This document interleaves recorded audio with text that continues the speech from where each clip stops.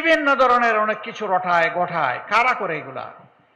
যখন দেখে চতুর্দিকে অন্ধকার, তখন দিনকেও রাত মনে করে, দিশাহারা হয়ে যায়, কি করবে কি বলবে হিসাব খুঁজে পায় না। কিন্তু মনে রাখবেন, এ দিয়ে জনগণের ভালোবাসার জোয়ার ঠেকানো যাবে না। জনগণের দেহের উপর চাবুক মারতে পারবেন, মনের উপরে চাবুক মারতে পারবেন না। গত কয়েকদিন ধরে বাংলাদেশে অনেকগুলা ঘটনা ঘটেছে মা বোনদেরকে অপমান করার। তার প্রতিবাদ আমি করি, এখন আমার পিছনে লেগেছে, ডাকাতের মতো ছুরের মতো লেগেছে। সামনা থেকে মোকাবেলা করার সাহস নাই, পিছন থেকে এখন আমার পিছনে লেগেছে। হ্যাঁ, পিছনের লোকেরা ইনশাল্লাহ পিছনে পড়ে থাকবে, সামনে যেতে পারবে না ইনশাল্লাহ। ওরা পিছনে থেকে জাবর কাটবে, সামনে সিংহে পুরুষের মতো যাওয়ার সাহস ওদের নাই।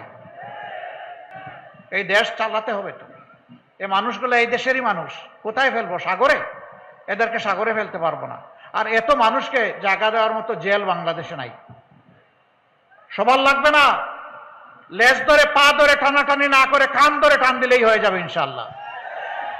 আমরা লেজ আর পা ধরবো না, আমরা মাথার ওই যে ডানার বায়ে কান আছে ওইটা ধরে টান দিব যার দরকার, যাতে একজনের শাস্তি দেখে 1000 জন শুদ্ধ হয়ে যায়, পরিশুদ্ধ হয়ে যায়।